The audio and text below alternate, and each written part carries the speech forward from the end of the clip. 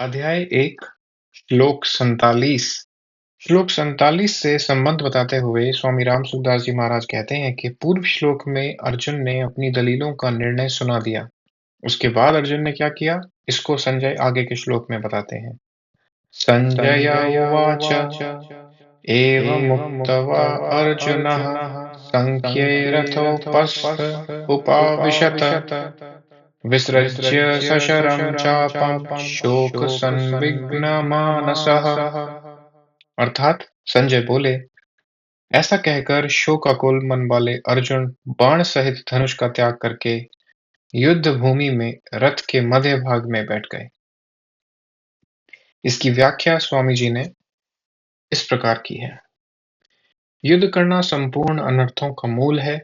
युद्ध करने से यहाँ कुटुंबियों का नाश होगा, परलोक में नरकों की प्राप्ति होगी आदि बातों को युक्ति और प्रमाण से कहकर शोक से अत्यंत व्याकुल मन वाले अर्जुन ने युद्ध न करने का पक्का निर्णय कर लिया था।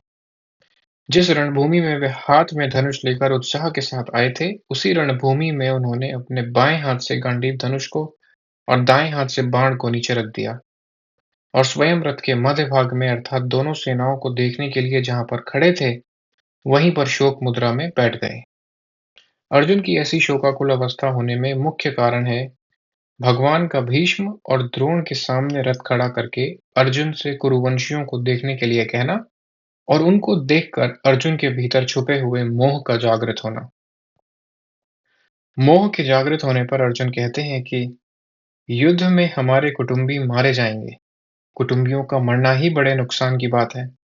दुर्योधन आदि तो लोभ के कारण इस नुकसान की तरफ नहीं देख रहे हैं, परंतु युद्ध से कितनी अनर्थ परंपरा चल पड़ेगी, इस तरफ ध्यान देकर हम लोगों को ऐसे पाप से निवृत्त हो ही जाना चाहिए। हम लोग राज्य और सुख के लोभ से कुल का संहार करने के लिए रणभूमि में खड़े हो गए हैं। यह हमने बड़ी भारी गलती की। अतः युद्ध न करते हुए शस्त्र रहित मेरे को यदि सामने खड़े हुए योद्धा लोग मार भी दें, तो उससे मेरा हित ही होगा। इस तरह अंतःकरण में मोह छा जाने के कारण अर्जुन युद्ध से उपरत होने में एवं अपने मर जाने में भी हित देखते हैं और अंत में उसी मोह के कारण बाण सहित धनुष का त्याग करके विषाद मग्न होकर बैठ जाते हैं। यह मोह की ही महिमा है जो कि अर्जुन धनुष उठाकर युद्ध के लिए तैयार हो रहे थे, वही अर्जुन धनुष को नीचे रखकर शोक से अत्यंत व्याकुल हो रहे हैं। इस तरीके से अध्याय 1 श्लोक 47 का समापन हुआ। ओम तत्सत इति श्रीमद्भगवद्गीतासूपनिषत्सु ब्रह्मविद्यायां योगशास्त्रे श्रीकृष्णार्जुन संवादे अर्जुन विषाद योगो नाम प्रथमो अध्यायः। इस प्रकार ओम तत्सत इन भगवान नामों के उच्चारण पूर्वक ब्रह्म विद्या और योग शास्त्रमय श्रीमद् भगवद गीता उपनिषद रूप श्री कृष्ण अर्जुन संवाद में अर्जुन विषाद योग नामक पहला अध्याय पूर्ण हुआ। प्रत्येक अध्याय की समाप्ति पर महर्षि वेद व्यास जी ने जो उपर्युक्त पुष्पिका लिखी है, इसमें श्रीमद् भगवद गीता का विशेष महात्म्य और प्रभाव ही प्रकट किया गया है। सबसे पहले ओम तत्सत। ये तीनों सच्चिदानंद घन परमात्मा के पवित्र नाम हैं। ये मात्र जीवों का कल्याण करने वाले हैं। इनका उच्चारण परमात्मा के सम्मुख कराता है और शास्त्र विहित कर्तव्य कर्मों के अंग वैगुण्य को मिटाता है। अतः गीता के अध्याय का पाठ करने में श्लोक, पद और अक्षरों के उच्चारण में जो जो भूलें हुई हैं, उनको परिमार्जन करने के लिए और संसार से संबंध विच्छेद पूर्वक भगवत संबंध की याद आने के लिए प्रत्येक अध्याय के अंत में ओम तत्सत का उच्चारण किया गया है। महर्षि वेदव्यास जी के द्वारा अध्याय के अंत में ओम के उच्चारण का तात्पर्य है कि मेरी रचना का अंग वैगुण्य मिट जाए। तत् के उच्चारण का तात्पर्य है कि मेरी रचना भगवत प्रीत्यर्थ हो जाए और सत के उच्चारण का तात्पर्य है कि मेरी रचना सत अर्थात अविनाशी फल देने वाली हो जाए। इति बस मेरा यही प्रयोजन है, इसके सिवाय मेरा व्यक्तिगत और कोई प्रयोजन नहीं है।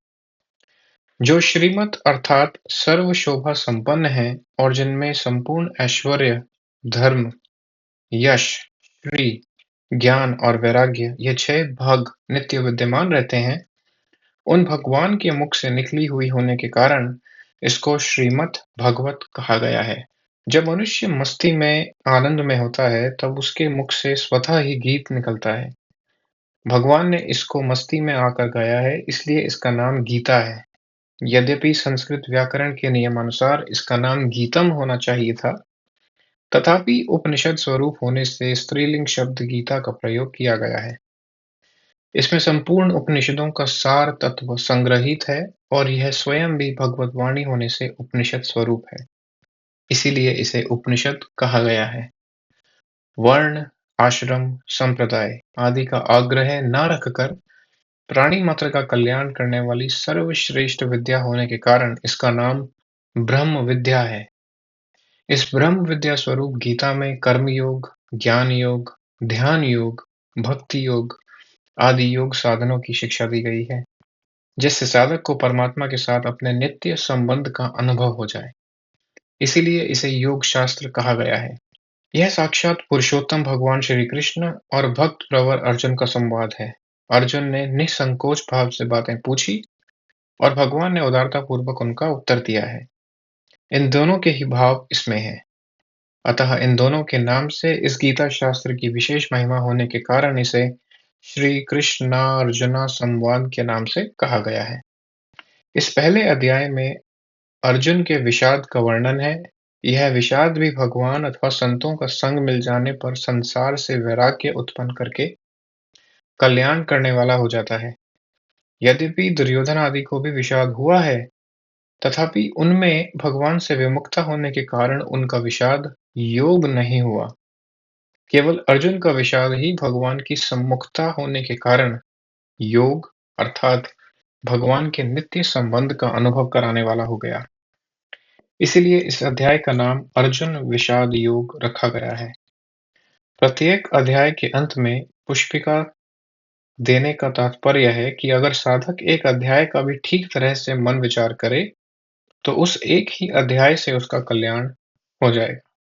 इसी अध्याय के अंत में परिशिष्ट भाव देते हुए स्वामी राम सुखदास जी महाराज कहते हैं कि गीता की पुष्पिका में ब्रह्म विद्यायाम योग शास्त्रे और श्री कृष्ण अर्जुना संवादे ये 3 पद तो एक वचन में आए हैं, पर श्रीमद् भगवद गीतासु और उपनिषत्सु ये 2 पद बहुवचन में आए हैं।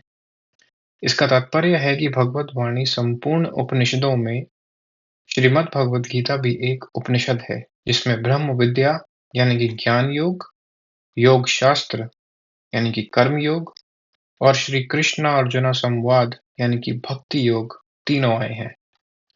गीता में श्री कृष्ण अर्जुन संवाद का आरंभ और अंत भक्ति में ही हुआ है। आरंभ में अर्जुन किम कर्तव्य विमूढ़ होकर भगवान के शरण होते हैं।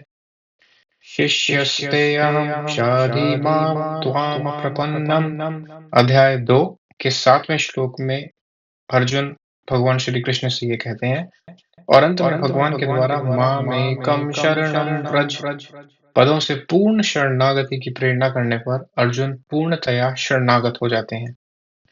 करिष्ये वचनं तव अध्याय 18 में आए हुए इस श्लोक में अर्जुन ने अपने श्रेय या कल्याण का उपाय पूछा था। इसीलिए भगवान ने गीता में ज्ञान योग और कर्म योग का भी वर्णन किया है। यहाँ तक गीता अध्याय 1 जो स्वामी राम सुखदास जी महाराज द्वारा रचित है, उसका अध्याय 1 संपन्न हुआ। आगे के अध्याय अगले वीडियोस में। धन्यवाद। जय श्री कृष्ण।